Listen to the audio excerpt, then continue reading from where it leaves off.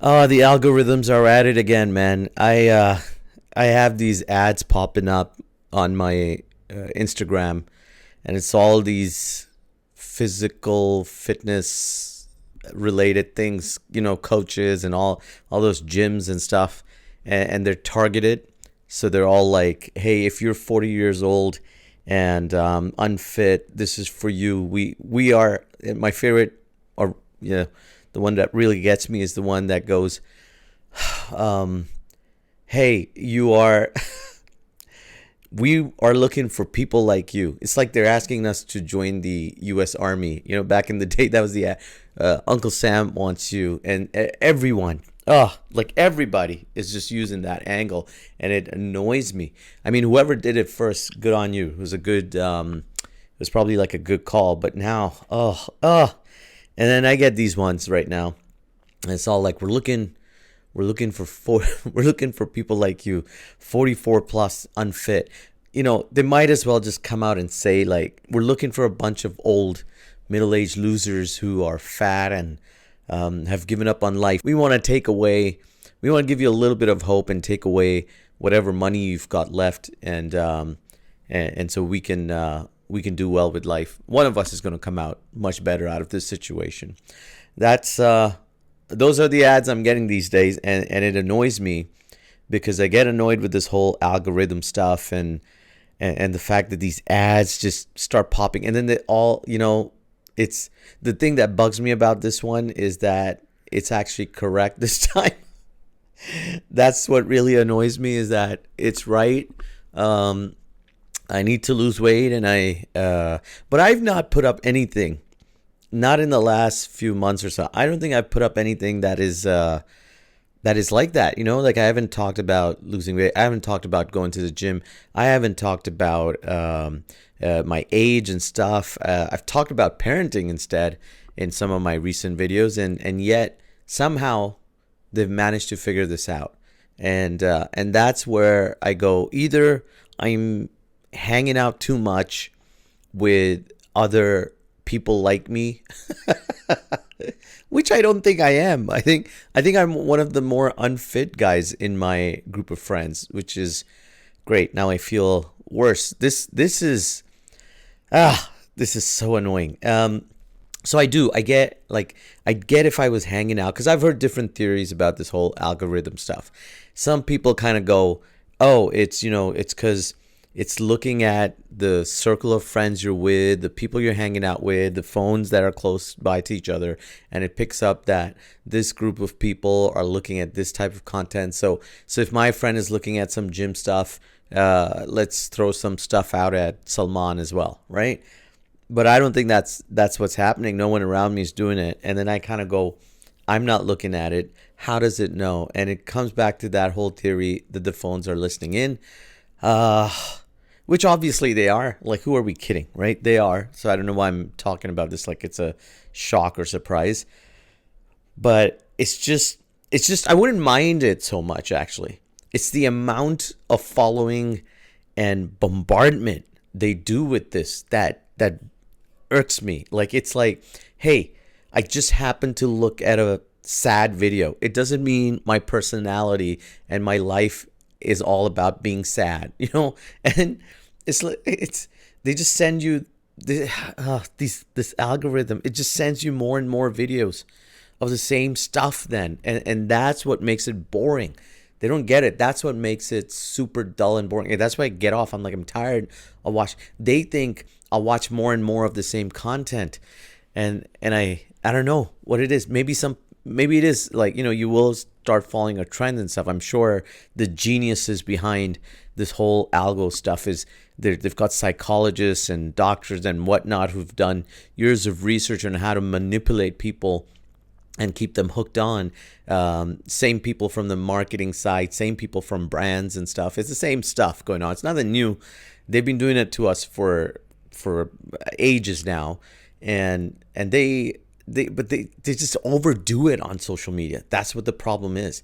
Like, I'll just tell you, I'm just thinking about this. I read this book a long time ago. Can't remember the name. It was about branding and stuff and marketing or whatever. And part of it was about how they're working and they're using psychology to get to people to the point where these certain brands like cereals and stuff, they're targeting moms because they kind of realize that when you kind of eat something, when the mom eats something, there's a stronger chance the baby is going to have it too. And that stuff is crazy, yo, because, it's kind of your mom is influencing what you eat, and they're targeting you before you're born now.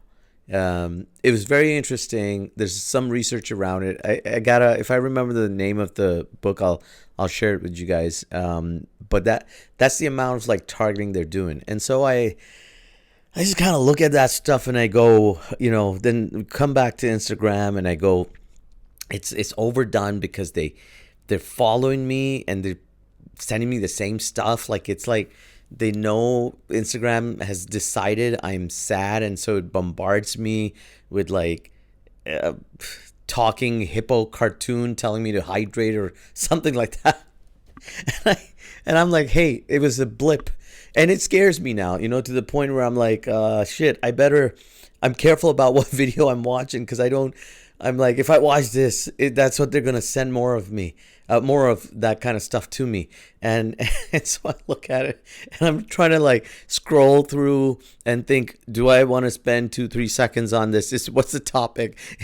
You're making quick snap decisions because you're worried about this stupid algo stuff that's going on. And and I wish they'd just stop this stuff, but that's my latest peeve with the Instagram and all the social media platforms. I can't get my head around that stuff, man. It's just, they flip it so much. They turn things that were fun into over commodity points that you just kind of go, look, can we just have some of the niceness back? And we're all hooked on it because they know they could just, it started with Facebook also. You remember Facebook's original thing, and then they made a change and everyone's like, oh, this is annoying and I don't like it this way. And then people just kind of said, oh, you'll get used to it. I remember my friends going, well, what choice do you have? And at that time I was like, I have a choice, I'll get off it. And then I didn't. And I kept going, and every time they made changes, I just kept going, I wish they hadn't done this now. I hate this new look. And it wasn't about being upset with change. It was just, it got harder and harder to be on it and enjoy the same kind of fun that I used to have and connect with friends and stuff. And it's all gone, It just makes you go, why am I on this stuff? And I know why I'm on it. I don't know why most people are on it, but I'm on it because I try to stay in touch with friends and family. It still helps a lot. It definitely is something you need for the kind of career and stuff. And everybody's been, man, that's also nuts, isn't it? It's like everyone is famous. Everyone is Michael Jackson now. You remember how popular Michael Jackson was? That, I don't know if you were old enough to remember that, but I was, right? I lived through his insane popularity to the point where he was like banned in the country I lived in. That was Saudi at that time, because the religious police force decided he's too much of a big influence. So they were scared of it, and that's why they just cut him off. And that kind of fame was special and cool, and he made money out of it. Here's my problem with it. I don't mind. I think, cool, everyone can be famous, and that's what they're doing now. They're making everybody famous, like Michael Jackson. You got millions of views and blah blah blah, but the money is not following through on it. That's what kind of bugs me about the whole thing. Like, these platforms don't care. They want everyone to be super rich, but you're not getting paid for it. You're not making money off it. You're as famous as Michael Jackson, but you're doing stuff for free. And so it's a funny sort of situation right now with this whole stuff. And then, yeah, it's just, I kind of, what I had a funny thought about though was I was thinking about how there's like an overkill of like therapy talk as well, like everybody just kind of rattles everything towards it because everyone's learned the phrases now. And that's another thing that it's kind of like, all right, I get it. You read a couple of books now, you watched a couple of videos. and everybody just seeps it into every single every single conversation. Everything is framed into that aspect. Like I could say I hate people who jog, and someone will go, "Hey, are you projecting?" And and I'm sitting there going, "No, maybe I'm just trying to be funny, and and I'm not mean about most stuff. I listen, I do get it, but I also am just like, it's a therapy talk sentences that bug me a lot. Maybe I'm just trying to be funny. Maybe I just don't like people in Lulu-lemon. Lulu-lemon. Oh, that's another thing. This is something I've thought about. I just found out recently. All right, I found out that this brand that everybody wears these days is pronounced Lulu-lemon. I still don't believe. I checked on 2-3 websites to see, is this how you pronounce it, Lulu-lemon? Because this whole time I was pronouncing it as Lulu-lemon. Oh, honest to God, I thought it has to be pronounced like that because I saw the prices of their stuff, the jog pants and everything, and I'm like, something that expensive has to be pronounced in a fancy way. Like, you can't call it Lululemon. How is it working with Lululemon? Like, I don't believe it. I still am thinking, have I got the wrong info? But I checked 2-3 websites about this is how the name is pronounced. And it doesn't make sense. You can't be luxury. You can't charge that much with a name like Lululemon. It should be pronounced Lulu-lemon. All right, look, all these Chanel, like they charge $10,000 for their bags or something. I would pay that for Chanel. I would not pay that for Channel. If someone told me they're pronounced Channel, I would lose immediate respect for that bag. I would, for that brand. It just has to, like, Porsche. Porsche, as opposed to Porsche. I don't want to buy Porsche as a supercar. I want it to be pronounced nicely. Tiffany. Okay, Tiffany is just, it's like a stripper name, isn't it? That's an exception. All right, but all the brands that are, and maybe that's why Tiffany is having a problem now. I just can't get over this. I just think those prices mean you should be charging at least. It should be pronounced at least like Lulu-lemon. In fact, if you're watching this, I'd like everybody, all you guys out there, I want you to start pronouncing it as Lulu-lemon. That's how we're going to do it. We have to change this thing. It helps me when I bought one for my wife as a gift. And they are good quality. I'm not against the brand. I think their quality is actually really good. I just think at those prices, I'm gonna get my wife to start doing it too. She has much more reach than I do. I think and she's also a fashion illustrator. So I think if she goes around telling people, yeah, it's Lulu-lemon, you've got it wrong, I think it might catch on. So yeah, that's gonna happen. Yeah, and I gotta talk about my last video. I put up something about Andy Byron. What's their Andy Byron and Christine Cabot. I'm telling you the other girl's name, the HR head of HR. I'm sure loads of people have done jokes about that already. But I put up a video about how crazy it is, how quickly people pounce on these things and it spread like wildfire. Like the guy hadn't even got home from the concert and his wife had already seen the video. That's how quick that should happen. So my video wasn't commenting on the situation. I'm not defending the guy. He's a complete tool, right? And he got caught cheating, so no mercy on him. But I just talked about how the internet is a bit nuts and how quickly we spread stuff and we haven't fact checked and stuff, because there was a lot of false info going around. We exposed the wife's social media, like she was, she had to go off the closer socials and stuff. Like no one's talking about how bad she must feel in the situation. And I put that up and people commented and all sorts of stuff and blah, but he's a this and that. And I'm like, I'm not talking about him if he was right or wrong. I'm talking about us and how it just seems a little bit crazy to me at this point.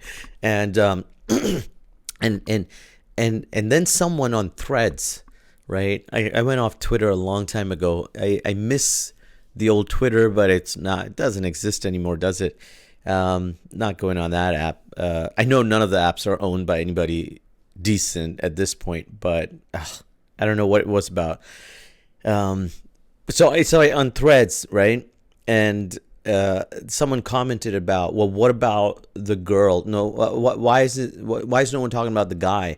And I didn't understand it at first, and I started arguing with the guy. Not arguing, I was just like, I don't know if it's a guy or girl, probably a guy. It sounded a bit like an incel, so I didn't really want to agree with him. But he was right about one thing. He mentioned Christine Cabot. With the amount of money she's making, she should be pronounced Cabot. Kristen Cabot, I don't know if that's how you pronounce that name, but she's also apparently married. She's divorced once, not a good track record, and she's married currently, and no one's talking about that stuff. Why not? Why was the focus only on the cheating guy, not the cheating woman? And I kind of went, yeah, you're right. I hadn't even thought about it. I don't know why the media hasn't covered it as much. Like, I had to look through a lot of links to find some info, and even then it's like one or two pieces that are talking about it. So I don't know. It never got chased down, and that, I know at the end of the day, she and the guy, the CEO, both have lost their jobs. But just made me think about why it played out the way it did, and that's just interesting to me that this happened, you know.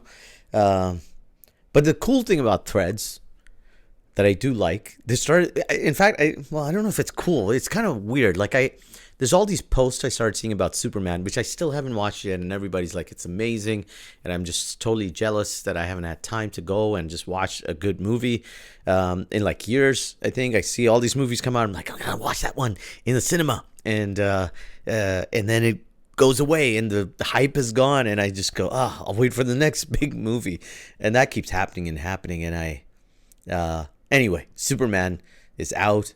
I hope I'll catch it in the cinema. But the point was, on Threads, there's these posts that had like this blurriness to them. Yeah, like a Black Mirror kind of blurriness. So part of the text was readable, part of it just blurred out. And I thought something went wrong with my eyes, or the app's acting funny. And then it happened over and over. And then I realized they're doing that to potential spoilers. And then, because I then noticed it in other threads about other things, and I was like, oh, it was both like awesome and freaky, because it just, like I said, like, it just had this Black Mirror kind of feel to it, but at the same time appreciate it. But also, how big a deal was this whole spoiler thing that they had to create some sort of code to catch that? And if they can do that, why can't they do that with like potentially awful stuff that gets posted? Spoilers are more important than bad shit people are saying is quite a interesting point to think about, isn't it? It's a whole online game, man. Listen, this has been fantastic. That's me. I'm a dad, I'm a comic, and apparently very bad at all that stuff. That's why I get these ads. I hope you enjoyed the episode, and if you didn't, well, you know, the algorithm knows you're dead inside.